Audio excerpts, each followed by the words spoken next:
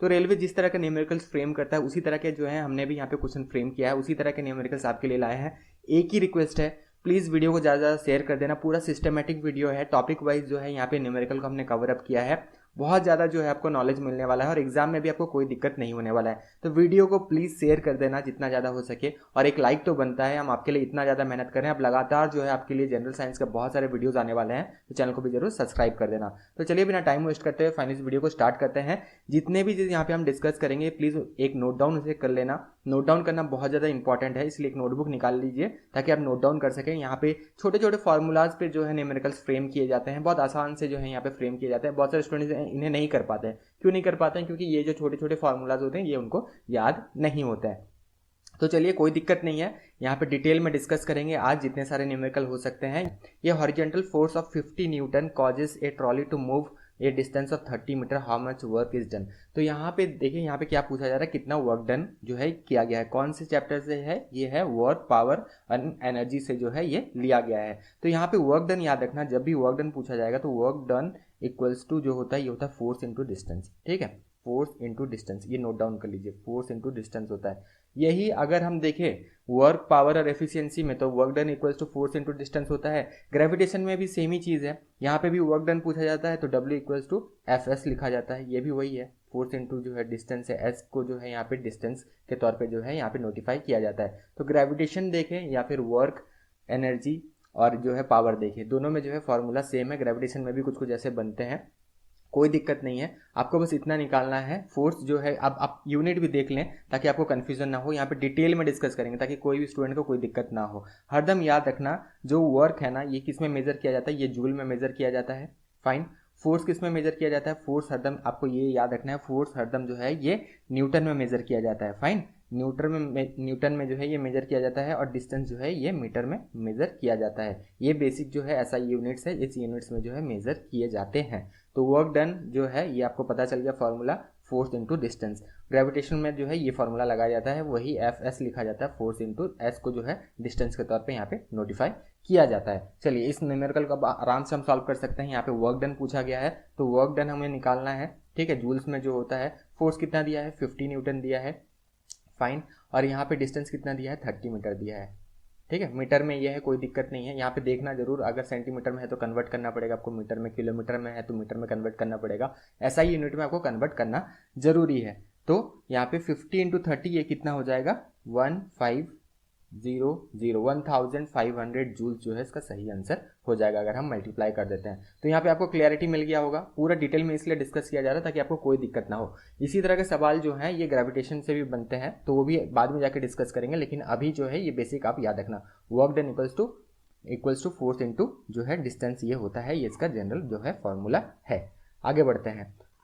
12,000 joule of energy supplied to move a small truck distance of 80 metre. तो जो है यहाँ पे 12,000 जूल ऑफ एनर्जी जो है ये बेसिकली सप्लाई किया जाता है to move a small truck to a distance of 80 metre. What is the size of force applied. तो यहाँ पे बेसिकली फोर्स पूछा जा रहा है। हमारे पास क्या है? वर्क डन है, वर्क डन जो है ये जूल में किया जाता है, डिस्टेंस भी है, तो आराम से निकाल सकते हैं। वर्क डन इक्वल्स टू क्या होता है? फोर्स इंटू डिस्टेंस, यही फॉर्मूला है, यही बेसिक फॉर्मूला को निकालना है। यहाँ पे क्या पूछा जा रहा है? यहाँ पे इस बार जो पूछा जा रहा है, यहाँ पे आपको जो है वर्क डन दे दिया गया है, डिस्टेंस दे दिया गया है, जो फोर्स अप्लाइड है ये साइज ऑफ फोर्स पूछा जा रहा है, ये कितना न्यूटन है। तो आराम से इसे भी निकाल सकते हैं। फोर्स इक्वल्स टू क्या हो जाएगा? W/d हो जाएगा, कोई दिक्कत नहीं है। तो ये हो जाएगा 12,000। ठीक है, 12,000 डिवाइडेड बाय कितना हो जाएगा? 80 मीटर में है, कोई दिक्कत नहीं है। तो इसको जो है आप सिंपल से जो है इसे क्रॉस कर दीजिए, और ये कितना में जो है डिवाइड हो जाएगा? ये जो हो जाएगा ये आपका 150 न्यूटन, इसके बाद जो है कट के ये आंसर आएगा। ठीक है, डिवाइड बिल्कुल कर लेना। तो ये जो है 150 न्यूटन जो है इसका सही जवाब होगा। तो इसका आंसर क्या है?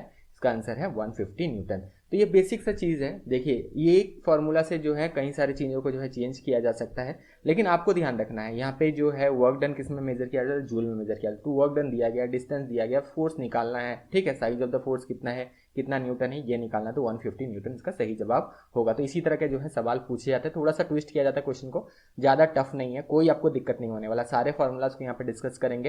ए hair dryer transfers 48,000 joule of energy in 2 minutes, what is the power rating of hair dryer. तो यहाँ पे देखिए और एक फॉर्मूला आपको याद रखना है, नोट डाउन कीजिएगा। यहाँ पे पावर इक्वल्स टू क्या होता है, work done by time. Power basically क्या होता है, rate at which energy transferred is called power. Rate at which energy transfer is called power, ये बेसिकली दिमाग में आपको रखना है। और पावर इक्वल्स टू क्या होता है, वर्क डन बाय टाइम होता है। अगर हम देखें पावर इक्वल्स टू क्या होता है, तो पावर इक्वल्स टू जो होता है ये होता है वर्क डन बाय टाइम, ये बेसिकली इसका फॉर्मूला होता है। तो ये बिल्कुल आप फिर से नोट डाउन कर लें, एक नया फॉर्मूला है। अब हमारे पास क्या है, अगर हम देखें यहाँ पे हेड ड्रायर ट्रांसफर इतना जूल, तो जूल जो है ये क्या है, वर्क का जो है ऐसा यूनिट जूल होता है। तो यहाँ पे हमने ये जरूर पा लिया कि वर्क डन जो है मेजर किया जाता है जूल में, तो 48,000 जो है बेसिकली वर्क डन है। Energy of 48,000 of energy in 2 minutes, तो 2 मिनट्स दिया गया है, लेकिन हम टाइम किस में मेजर करते हैं, सेकंड्स में मेजर करते हैं, ठीक है। और पावर किस में करते हैं, वाट्स में जो है ये मेजर किया जाता है, वाट में जो है ये मेजर किया जाता है। ये बेसिक ऐसे यूनिट जो है ये है। तो पावर निकालने में क्या दिक्कत है, पावर निकालने में कोई दिक्कत नहीं है। P equals to work done कितना दिया गया है, 48,000, तो 48,000 यहाँ पे हमने लिख दिया। और यहाँ पे 2 मिनट, 2 मिनट को हम सेकंड में कन्वर्ट कर देंगे तो कितना होगा, 1 मिनट में 60 सेकंड होता है, 2 मिनट में कितना होगा, 120 सेकंड हो जाएंगे। सिंपल है, 120 से हम यहाँ पे डिवाइड कर देंगे। और यहाँ पे जो सही आंसर इसका क्या होगा, इसका जो सही आंसर जो होगा ये होगा, अगर हम डिवाइड करते हैं तो ये हो जाएगा 400 वाट, जो है इसका सही आंसर ये हो जाएगा 400 वाट, इसका सही जवाब हो जाएगा ऑप्शन नंबर 4, 400 वाट। तो बहुत ज़्यादा सिंपल है, ठीक है। इस तरह के न्यूमेरिकल्स को छोड़ के बिल्कुल भी मत आना। छोटा सा फॉर्मूला है, power equals to work done by time होता है। यहाँ पे वर्क डन जो है इसे किस में मेजर किया जाता है, जूल में मेजर किया जाता है। 48,000 डिवाइडेड बाय टाइम किस में मेजर किया जाता है, सेकंड्स में मेजर किया जाता है। मिनट्स में दिया गया है, सेकंड्स में कन्वर्ट करना है, डिवाइड करना है, पावर रेटिंग निकल जाएगा। तो what is the power rating of hair dryer, तो ये है 400 वाट्स जो है ये पावर रेटिंग है किसका, हेयर ड्रायर का ये पावर रेटिंग है। सिंपल सा है। और इसी तरह के ही न्यूमेरिकल्स आपको एग्जाम में भी देखने मिलेंगे, आपको कोई दिक्कत नहीं होगा, ठीक है। तो यहाँ पे पावर भी हमने खत्म कर दिया, वर्क पावर ये सब खत्म कर दिया, एनर्जी हमने खत्म कर दिया। अब आगे बढ़ते हैं, पूरा सिस्टमेटिक वे में आगे बढ़ेंगे। इस तरह का वीडियोस आपको मिलना मुश्किल है, इसीलिए रिक्वेस्ट है प्लीज़ ज़्यादा से ज़्यादा शेयर कर दे, ताकि न्यूमेरिकल्स में आपको कोई दिक्कत ना हो। 3 से 4 न्यूमेरिकल्स पूछे जाएंगे फिजिक्स से, 25 नंबर के जो है क्वेश्चन यहाँ पे आते हैं। अब आगे बढ़ते हैं, इलेक्ट्रिकल चार्ज एंड करंट में देखते हैं क्वेश्चन। इलेक्ट्रिकल चार्ज और करंट से क्या क्या क्वेश्चन पूछा जाता है, किस तरह के न्यूमेरिकल्स पूछे जाते हैं, वो यहाँ पे देखते हैं, ठीक है। A current of 1.5 amperes flow through a electrical circuit. How many coulombs of charge flow a point in 2 minutes? तो ये जो है बेसिक क्वेश्चन है। तो यहाँ पे कौन सा फॉर्मूला आपको लगेगा वो पहले हम डिस्कस कर लेते हैं। तो चार्ज इक्वल्स टू क्या होता है, ये भी याद रखना। चार्ज इक्वल्स टू होता है, चार्ज जो होता है ये इक्वल्स टू होता है करंट इंटू टाइम, ठीक है। करंट इंटू टाइम, ये नोट डाउन कर लें। करंट इंटू टाइम होता है, charge equals to current into time होता है। चार्ज को किससे डिनोट किया जाता है, इसे डिनोट किया जाता है क्यू से, ठीक है। क्यू से इसे डिनोट किया जाता है, क्यू इक्वल्स टू, यहाँ पे अगर हम देखें आई, करंट को आई से डिनोट किया जाता है और टाइम को टी से किया जाता है, आई इंटू टी। तो चार्ज इक्वल्स टू क्या होता है, करंट इंटू टाइम होता है, ठीक है। अब चार्ज को किस में मेजर किया जाता है, कूलम्स में। हरदम याद रखना, चार्ज को किस में मेजर किया जाता है, कूलम्स में इसे मेजर किया जाता है। ये पूछा गया है एग्जाम में। चार्ज का जो है ऐसा यूनिट क्या है इलेक्ट्रिकल चार्ज का, ये है कूलम। इसके अलावा अगर हम आगे बढ़े तो करंट को जो है एम्पियर में मेजर किया जाता है, एम्पियर, AMPERE, एम्पियर्स में मेजर किया जाता है, या फिर बहुत जगह AMPS भी लिखा रहता है, ठीक है। तो ये आप बिल्कुल समझ लेना। और टाइम तो हमें पता है सेकंड्स में मेजर किया जाता है। तो यहाँ पे आपको क्लैरिटी मिल गया। इस जो है फॉर्मूला को आप बिल्कुल याद रखें, यहाँ से जो है क्वेश्चन बनेगा तो आपको कोई दिक्कत नहीं होगा। Q equals to I into T जो है ये बेसिक फॉर्मूला है। Charge equals to current into time होता है। बाकी किस में मेजर किया जाता है सारे हमने डिस्कस यहाँ पे कर लिया। तो यहाँ पे हमें क्या ढूंढने बोला गया, हाउ मेनी कूलम्स, यानी कि चार्ज ही तो पूछा गया है कि कितना चार्ज जो है यहाँ पे फ्लो हो रहा है 2 मिनट में। तो यहाँ पे चार्ज निकालने के लिए कोई दिक्कत नहीं होगा, जब हमें फॉर्मूला पता है। क्यू को डिनोट किया जाता है, चार्ज को डिनोट किया जाता है क्यू से, तो Q equals to I into T होता है। फाइन, आई कितना दिया गया है, 1.5 एम्पेयर्स दिया गया है, तो 1.5। टाइम कितना दिया गया, 2 मिनट्स दिया गया, सेकंड में कन्वर्ट कर देंगे, ठीक है। तो 120 लिख देंगे यहाँ पे। फाइन, ये कितना हो जाएगा, 180 कूलम्स जो है इसका सही जवाब ये आ जाएगा। तो 180 कूलम्स जो है ये सही जवाब है। छोटा सा फॉर्मूला है, पूरा अच्छा से समझाया जा रहा है ताकि कोई दिक्कत आपको ना हो, ठीक है। एग्जाम में कोई दिक्कत ना होगा, इस वजह से जो है हम थोड़ा सा यहाँ पे डिटेल में डिस्कस करें, ताकि आपको एग्जाम में आगे चल के कोई दिक्कत ना हो, इस तरह के क्वेश्चन पूछा जाए। तो यहाँ पे मान लीजिए जो है आपको पूछा गया था, चार्ज निकालने दिया गया था। यहाँ पे मान लीजिए आपको टाइम और जो है यहाँ पे चार्ज दे दिया, तो करंट भी निकाल सकते हैं, कोई दिक्कत नहीं है। I equals to Q by T हो जाएगा, करंट निकालने में भी कोई दिक्कत नहीं है। तो आपको बेसिकली ये फॉर्मूला याद रखना है, फॉर्मूला से ही सब कुछ जो है यहाँ पे हो जाएगा, ठीक है। चलिए आगे बढ़ते हैं। How much current flows when 40 Coulomb's passes through a wire in 8 second. वही अभी हमने डिस्कस किया था इसको। क्यू इक्वल्स टू क्या होता है, आई इंटू टी होता है। तो यहाँ पे क्या पूछा गया है, हमें क्या दिया गया है पहले हम देख लेते हैं। चार्ज तो दिया गया है 40 कूलम्स तो दिया गया है, ठीक है, टाइम भी दिया गया है 8 सेकेंड्स, ठीक है। अब हमें निकालना है क्या कहा जा रहा है, कितना करंट जो है फ्लो होता है। करंट बेसिकली आई से हम डिनोट करते हैं इलेक्ट्रिक करंट को, तो आई इक्वल्स टू क्या हो जाएगा, Q/T हो जाएगा। सिंपल है। इस तरह के क्वेश्चन में बहुत सारे स्टूडेंट जो है कंफ्यूज होते हैं और गलत करके आते हैं, या फिर इस तरह के जो क्वेश्चंस को छोड़ के आते हैं, क्योंकि बहुत सारे यूट्यूब चैनल से वो जो है पढ़ते हैं, लेकिन बहुत सारे यूट्यूब चैनल उन्हें तो एमसीक्यूज तो करवा ही देंगे, लेकिन यहाँ पे न्यूमेरिकल्स जो है इस लेवल का जो है न्यूमेरिकल्स वो नहीं कराते हैं, या फिर चैप्टर वाइज न्यूमेरिकल नहीं करवाते हैं, जिसकी वजह से ये दिक्कत होता है। तो सिंपल है, यहाँ पे आगे बढ़ते हैं। तो करंट फ्लो यहाँ पे निकालना है हमें। चार्ज तो दे दिया गया 40 कूलम दे दिया गया, टाइम कितना 8 सेकंड दे दिया गया है, डिवाइड कर देंगे कितना हो जाएगा 5, बस 5 एम्पेयर। सही आंसर है 5 एम्पेयर। फॉर्मूला पता है तो इस तरह के क्वेश्चंस में आपको दिक्कत नहीं होगा, 10 सेकंड्स के अंदर जो है ये क्वेश्चन सॉल्व हो जाएंगे, ठीक है। चलिए आगे बढ़ते हैं। अब हमने क्या देख लिया, इलेक्ट्रिकल चार्ज, करंट, ये सब हमने देख लिया, ठीक है। अब पोटेंशियल डिफरेंस के बारे में थोड़ा सा डिस्कस कर लेते हैं। पोटेंशियल डिफरेंस बेसिकली इसे वोल्टेज भी कहा जाता है, बहुत जगह इसे वोल्टेज भी कहते हैं, बहुत सारे एग्जाम में वोल्टेज पूछ लिया जाता है, बहुत सारे एग्जाम में पोटेंशियल डिफरेंस पूछ लिया जाता है, दोनों सेम चीज़ है। अभी जो है टेक्निकली अगर हम देखें तो थोड़ा डिफरेंस है, लेकिन ये इस तरह के एग्जाम्स में जो ग्रुप डी के एग्जाम देने जा रहे हैं, यहाँ पे पोटेंशियल डिफरेंस और वोल्टेज आप मान लीजिए कि सेम ही है, ठीक है, कोई इसमें ज़्यादा फर्क नहीं है। What is the potential difference between 2 points if 2 coulomb charge shifts 8 joule. तो यहाँ पे पोटेंशियल डिफरेंस पूछा गया। पोटेंशियल डिफरेंस जो है अभी हमने डिस्कस किया था, जिससे वोल्टेज भी कहा जाता है, वोल्ट भी हम इसे डिनोट कर सकते हैं, वोल्ट से इसे जो है मेजर किया जाता है, मेजर इन वोल्ट। तो पोटेंशियल डिफरेंस पीडी इसका शॉर्ट फॉर्म लिखते हैं, ठीक है। पोटेंशियल डिफरेंस इक्वल्स टू क्या होता है, एनर्जी बाय चार्ज होता है, ठीक है, ये आपको याद रखना है, एनर्जी बाय चार्ज, ये होता है पोटेंशियल डिफरेंस। ये फॉर्मूला बस अब नोट डाउन कर लीजिए। पोटेंशियल डिफरेंस को हम V से डिनोट करते हैं, एनर्जी को E से डिनोट करते हैं, और चार्ज को तो अभी हमने बताया था इलेक्ट्रिकल चार्ज को हम Q से डिनोट करते हैं। तो V इक्वल्स टू E/Q ये बेसिकली होता है potential difference equals to energy by charge, ये होता है। हमें यहाँ पे क्या क्या दिया गया है, एनर्जी को किससे मेजर करते हैं, जूल में मेजर करते हैं, चार्ज को अभी हमने बोला था कूलम्स में मेजर करते हैं, और पोटेंशियल डिफरेंस को वोल्ट में मेजर करते हैं। कोई दिक्कत नहीं है। यहाँ पे एनर्जी जो है जूल कितना दिया गया है, 8 जूल दिया गया है, चार्ज कितना दिया गया है, 2 कूलम्स दिया गया है, डिवाइड कर देंगे, ये कितना हो जाएगा 4 वोल्ट जो है इसका सही आंसर आ जाएगा। तो 4 वोल्ट इसका सही आंसर है। तो इसे बिल्कुल आप नोट डाउन कर लें इस फॉर्मूला को, V इक्वल्स टू E/Q, ठीक है। Potential difference is equal to energy by charge, basically ये होता है। How much energy is transferred when 12 coulombs of charge moves through a potential difference of 3 volt. अब हमें क्या दिया गया, सेम फॉर्मूला आपको लगाना है, क्योंकि V इक्वल्स टू E/Q अभी हमने डिस्कस किया है, ठीक है। ये फॉर्मूला में आपको यहाँ पे क्या पूछा जा रहा है, अब जो है एनर्जी पूछा जा रहा है। क्या क्या दिया गया है, चार्ज दिया गया है 12 कूलम, यहाँ पे पोटेंशियल डिफरेंस दिया गया है 3 वोल्ट, या फिर वोल्टेज कह लीजिए 3 वोल्ट दिया गया है। तो सिंपल है, E इक्वल्स टू हम क्या करेंगे, एनर्जी अगर हमें निकालना होगा तो हम कैसे निकालेंगे, E equals to V into Q हो जाएगा, ठीक है। तो ये हो जाएगा 12 इंटू 3 इक्वल्स टू 36 जूल, इसका सही आंसर हो जाएगा। तो कोई दिक्कत नहीं है, हर एक फॉर्मूला को हम डिस्कस कर रहे हैं, और हर एक इस तरह के जो न्यूमेरिकल जो पूछे जा रहे हैं उनको हम डिस्कस कर रहे हैं। तो यहाँ पे जो है इलेक्ट्रिकल चार्ज, इलेक्ट्रिकल करंट भी हो गया, पोटेंशियल डिफरेंस भी हमने डिस्कस कर लिया, ओम्स लॉ थोड़ा सा बाकी है, ओम्स लॉ को भी डिस्कस कर लेते हैं। तो वर्क, पावर, एनर्जी, ये सारे तो हमने खत्म कर दिया, इलेक्ट्रिकल चार्ज, करंट भी खत्म कर दिया, यहाँ से भी न्यूमेरिकल हमने देख लिया, इस तरह के जो न्यूमेरिकल्स पूछे जाते हैं, ठीक है। अब हम आगे बढ़ते हैं, थोड़ा सा ओम्स लॉ को भी देख लेते हैं, क्योंकि ओम्स लॉ से क्वेश्चन पूछे जाते हैं बहुत ज़्यादा, जो है रेलवे के एग्जाम में खास करके पूछे जाते हैं। ओम्स लॉ तो सभी को पता है, V इक्वल्स टू IR होता है, ठीक है, ये एक फॉर्मूला है, क्योंकि ये भी याद रखना, कंफ्यूज मत होना, V इक्वल्स टू E/Q होता है, एक फॉर्मूला होता है, ये अलग फॉर्मूला होता है, ठीक है। कभी V दिया गया है, करंट मतलब वोल्ट दिया गया, पोटेंशियल डिफरेंस दिया गया, करंट दिया गया है, और रेजिस्टेंस दिया गया है, तो ये फॉर्मूला यूज़ होगा। लेकिन यहाँ पे अगर एनर्जी दिया गया है, चार्ज दिया गया है, तो ये फॉर्मूला यूज़ होगा। अलग अलग आपको याद रखना है, ठीक है, इसीलिए हमने अलग अलग रखा है। अब देखिए V इक्वल्स टू IR, ये तो ओम्स लॉ होता है, ये तो सभी को पता है, ठीक है। यहाँ पे पोटेंशियल डिफरेंस यानी कि V, करंट का जो हम डिनोट करते हैं ये I से डिनोट करते हैं,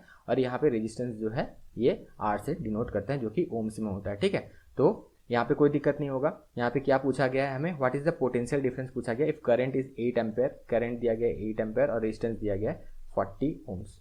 तो सिंपल है, मल्टीप्लाई कर देंगे, पोटेंशियल डिफरेंस निकल आएगा। यहाँ पे स्टूडेंट इसीलिए कंफ्यूज होते हैं क्योंकि यहाँ पे पोटेंशियल डिफरेंस लिखा होता है, उन्हें ये नहीं पता होता है बहुत सारे स्टूडेंट को पोटेंशियल डिफरेंस बेसिकली क्या है, वोल्टेज है। वोल्टेज बेसिकली पूछा जा रहा है, 2 पॉइंट के बीच में कितना वोल्ट है ये पूछा जा रहा है, इसी को जो है टेक्निकल टर्म में कहा जाता है पोटेंशियल डिफरेंस। इसी वजह से जो है इस न्यूमेरिकल को छोड़ के आता है। 320 यहाँ पे जो हो जाएगा वोल्ट, इसका सही आंसर हो जाएगा, ऑप्शन 4 इज करेक्ट, ठीक है। और एक न्यूमेरिकल देख लेते हैं, ओम्स लॉ से, उसके बाद आगे बढ़ेंगे, ठीक है। उसके बाद और बाकी जो है डेंसिटी ऑफ मटेरियल से भी देखेंगे, कुछ और भी ग्रेविटेशन से कुछ न्यूमेरिकल्स देखेंगे, इस तरह के जो है मोमेंटम से देखेंगे, ये सारे जो है वहाँ से भी न्यूमेरिकल देखेंगे। What is the resistance of component if 15 volt causes A current of 3 ampere through it. तो यहाँ पे रेजिस्टेंस पूछा गया, रेजिस्टेंस क्या है, कंपोनेंट का बेसिकली रेजिस्टेंस क्या है if 15 volt causes A current of 3 ampere. तो यहाँ पे आर हमें निकालना है, आर क्या है ये पूछा जा रहा है, रेजिस्टेंस क्या है। तो V equals to I R होता है, ये हम तो जानते ही हैं। यहाँ पे हमें क्या दिया गया है, पोटेंशियल डिफरेंस दिया गया है, 15 वोल्ट तो दिया गया है, तो 15 को यहाँ पे रख दिया, ठीक है। आई दिया गया है 3 इंटू आर, तो आर इक्वल्स टू क्या हो जाएगा, 5 ओम्स हो जाएगा। R equals to 15 divide by 3 कर देंगे तो ये हो जाएगा 5 ओम्स जो है ये रेजिस्टेंस है।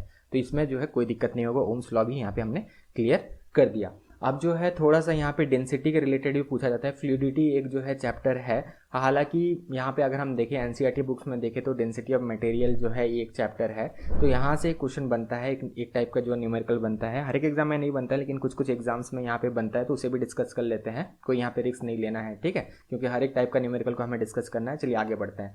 What is the density of a material if 8 cubic metre of it has a mass of 3200 kg, तो 3200 kg।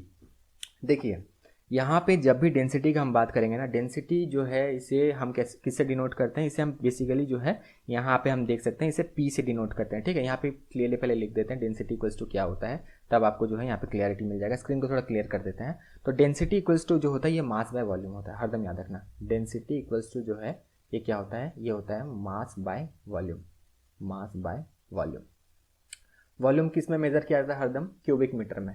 ये मीटर क्यूब जो होता है, बहुत सारे स्टूडेंट मीटर क्यूब कहते हैं, इन जनरल जो है इसे क्यूबिक मीटर कहा जाता है। तो 8 मीटर क्यूब ये दिया गया है, तो कोई दिक्कत नहीं है। यहाँ पे पूछा गया what is the density of the material if 8 cubic metre of it has a mass of 3200 kg, ठीक है।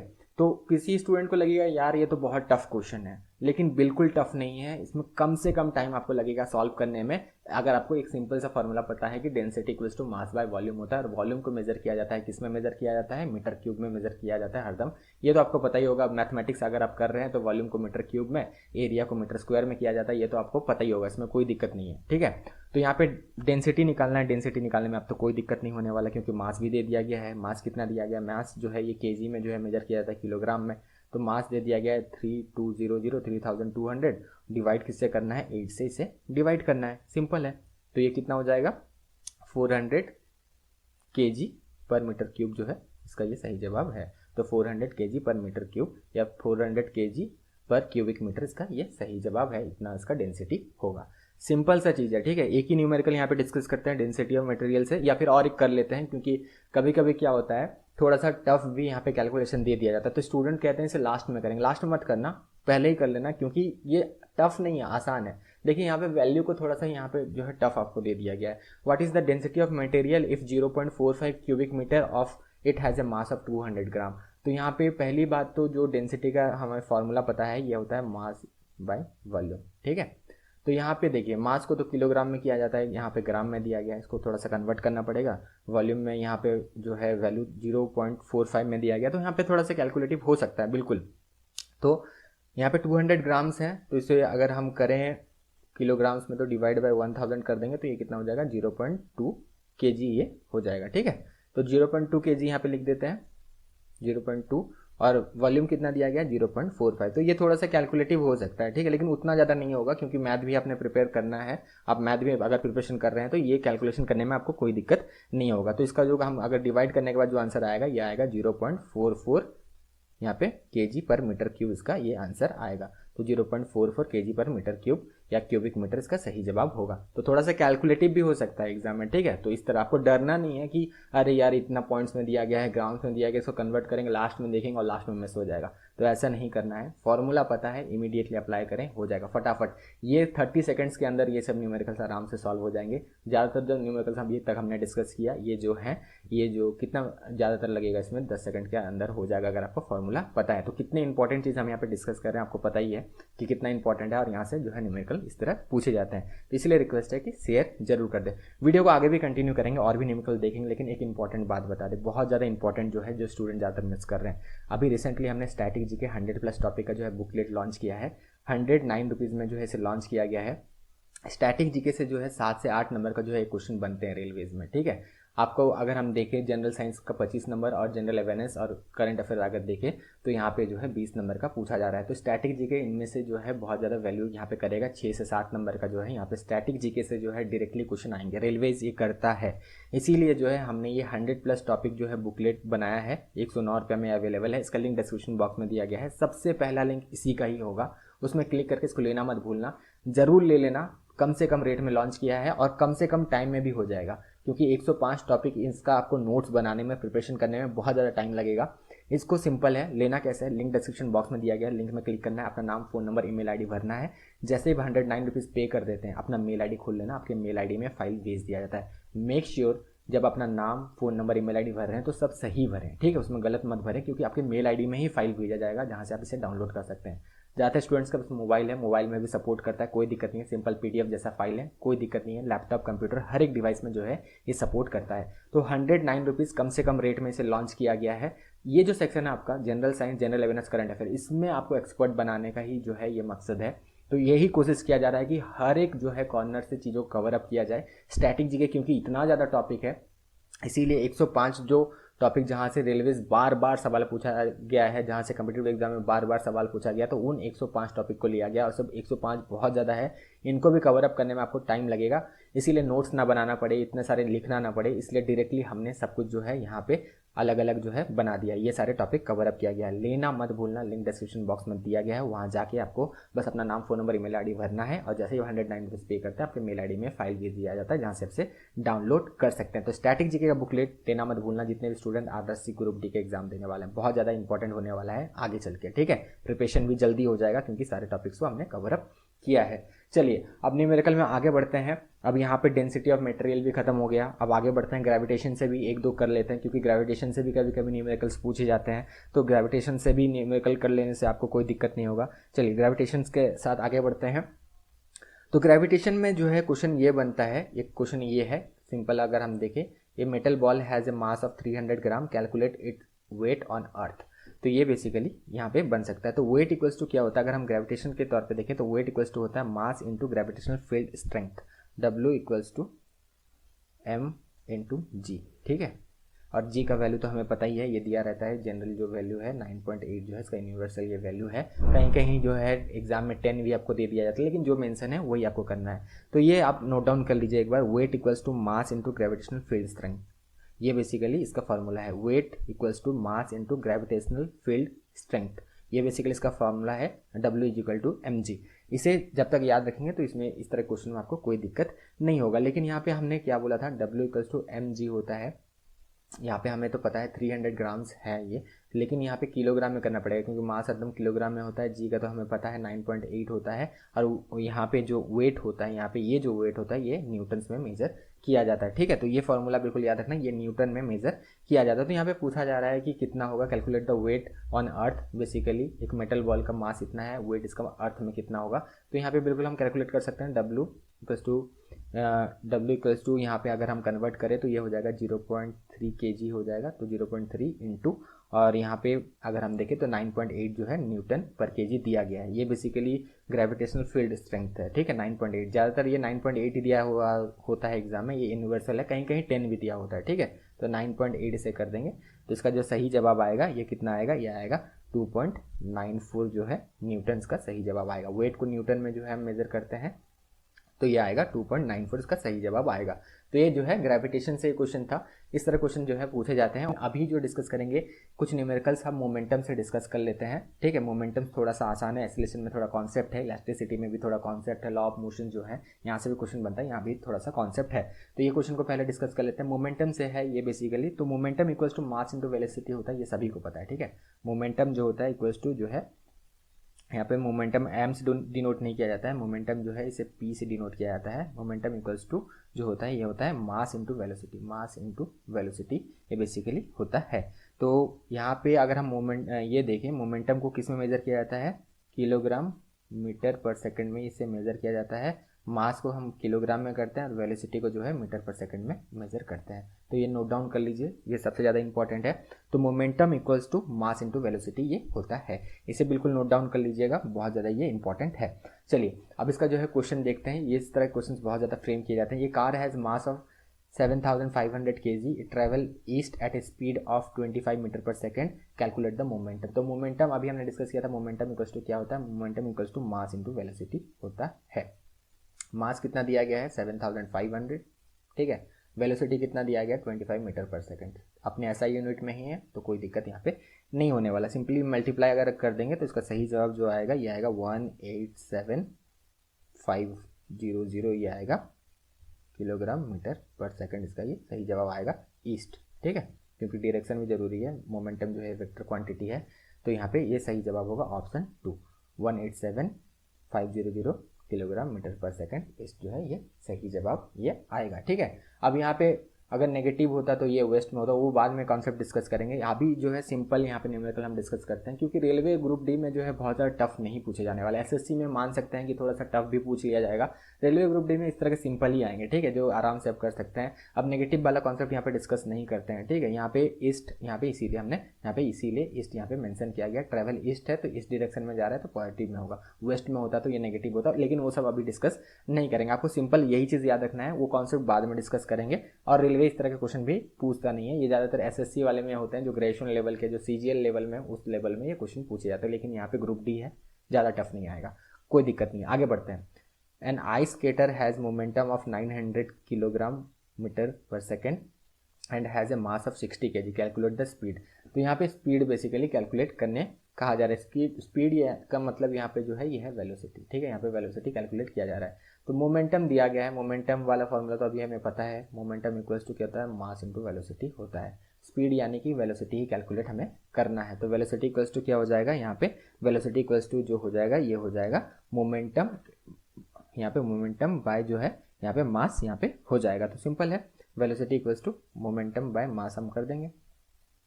मोमेंटम कितना दिया गया 900 और यहाँ पे मास कितना दिया गया है 60 kg। जब डिवाइड कर देंगे तो ये कितना हो जाएगा 15 मीटर पर सेकंड, इसका जो है सही जवाब ये आएगा। इतना इसका स्पीड होगा तो 15 मीटर पर सेकंड इसका सही जवाब होगा। तो यहाँ पे मोमेंटम भी कोई दिक्कत नहीं है, मोमेंटम से भी सवाल बने तो कोई आपको दिक्कत नहीं होगा। हाँ, बहुत सारे स्टूडेंट ये भी कहेंगे कि एक्सेलेरेशन भी करा देते हैं, लेकिन एक्सेलेरेशन का थोड़ा सा कॉन्सेप्ट है तो उसको भी बाद में डिस्कस करेंगे। एक्सेलेरेशन, इलास्टिसिटी, लेंस के रिलेटेड जो न्यूमेरिकल्स हैं और जो ये law of motion first second third, इसका भी रिलेटेड जो न्यूमेरिकल्स है, इसको जो है नेक्स्ट वीडियो में हम कवर अप करने का कोशिश करेंगे, थोड़ा सा वो और डिटेल में जाएंगे, ठीक है। अभी बेसिक जो है न्यूमेरिकल्स को थोड़ा डिस्कस कर लेते हैं। चलिए, ये भी हो गया, मोमेंटम हो गया। अब नेक्स्ट जो देखने वाले हैं, ये हम देखने वाले हैं जो वेव्स होते हैं, बेसिकली वेव से जो सवाल बनते हैं। तो फ्रीक्वेंसी पूछा जाता है, ठीक है, यहाँ पे time period, frequency, speed of the wave ये पूछा जाता है, लॉन्गिट्यूडनल, ट्रांसवर्स वेव। तो यहाँ से ये न्यूमेरिकल है, ठीक है, यहाँ पे पूरा जो है सीक्वेंस में जा रहा है, चैप्टर वाइज जा रहे हैं। तो आगे बढ़ते हैं, यहाँ पे कैलकुलेट करने कहा जा रहा है time period if the frequency of the wave is 5 hertz. तो यहाँ पे हरदम याद रखना time period is equal to 1/h, time period equals to 1/फ्रीक्वेंसी, ये होता है। बस इतना सिंपल सा आपको याद रखना है। ये हरदम ये सवाल पूछा जाता है, रेलवे में 2-3 बार ये सवाल पूछा जा चुका है। बिल्कुल सिंपल सा है, टाइम पीरियड इक्वल्स टू 1/फ्रीक्वेंसी। टाइम पीरियड निकालने बोला गया है तो ये हो जाएगा 1/5। तो कितना हो जाएगा ये 0.2, यहाँ पे बेसिकली हो जाएगा 0.2 सेकेंड्स। 0.2 सेकेंड इसका सही जवाब होगा। तो सिंपल सा है, इसमें कोई दिक्कत नहीं है, बहुत कॉमन सा जो है ये फॉर्मूला है, टाइम पीरियड इक्वल्स टू 1/फ्रीक्वेंसी ये होता है।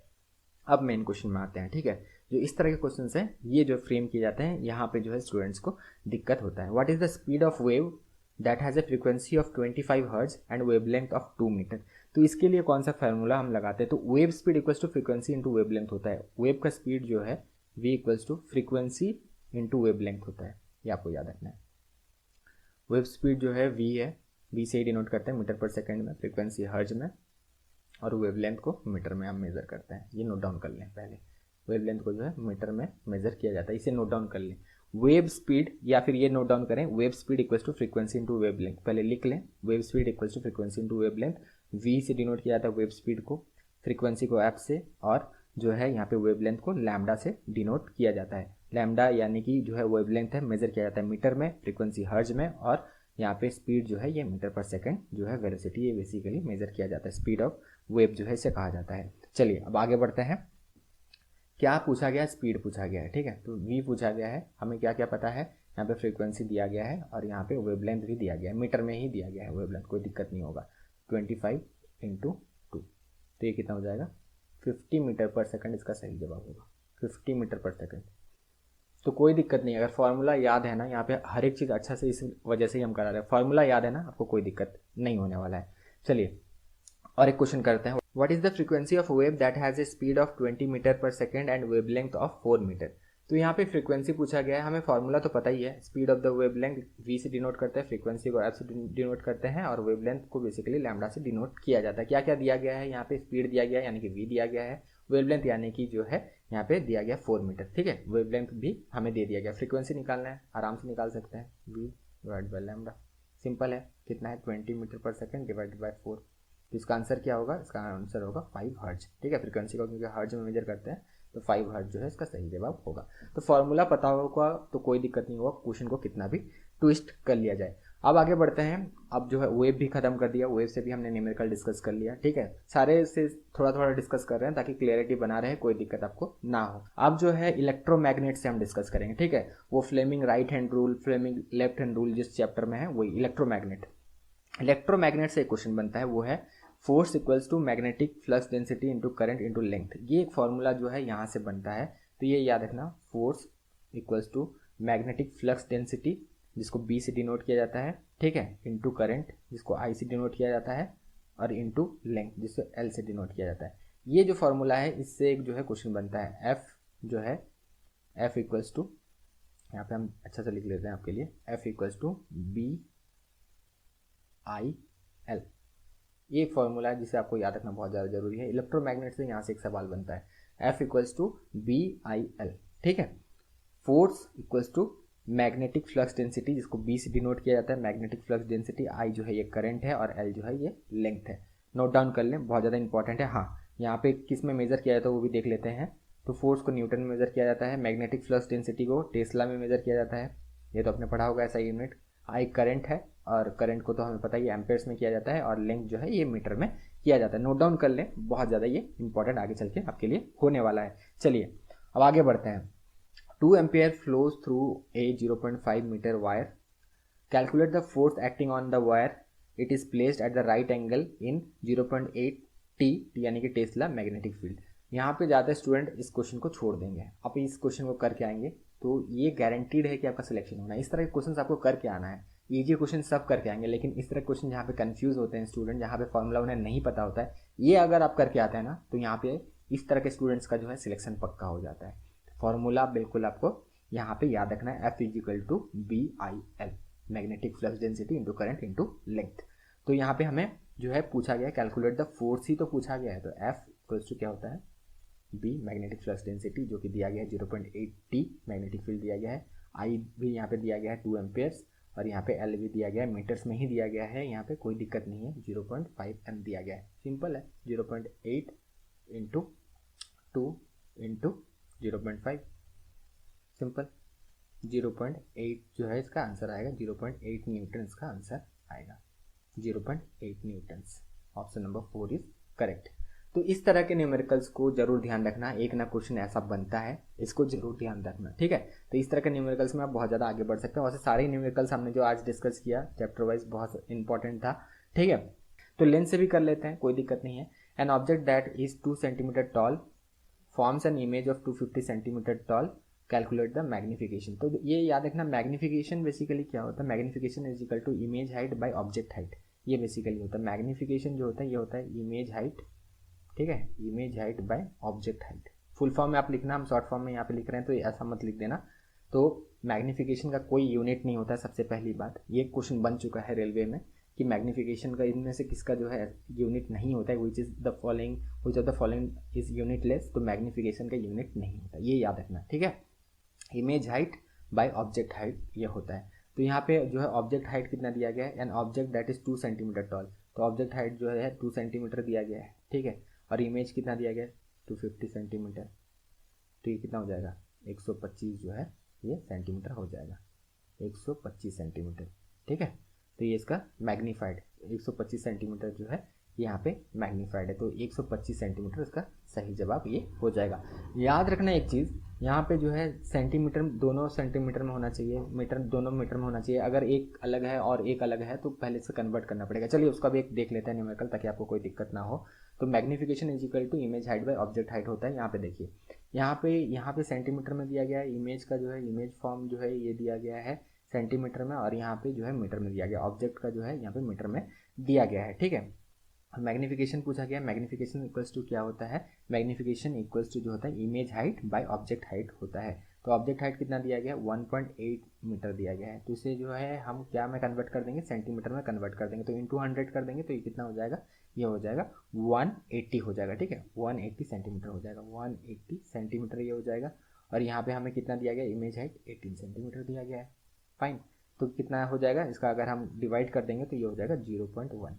तो मैग्नीफिकेशन क्या है, 0.1 ये होगा। तो बेसिकली ये डिमिनिश्ड है, तो यहाँ पे 0.1 जो है इसका सही आंसर होगा। तो इसी तरह आपको करना है। लगभग सारे चैप्टर्स को आपने टच किया, सारे चैप्टर से कुछ ना कुछ आपको न्यूमेरिकल्स कराए गए। वीडियो यहीं तक था। Thank you, all the best.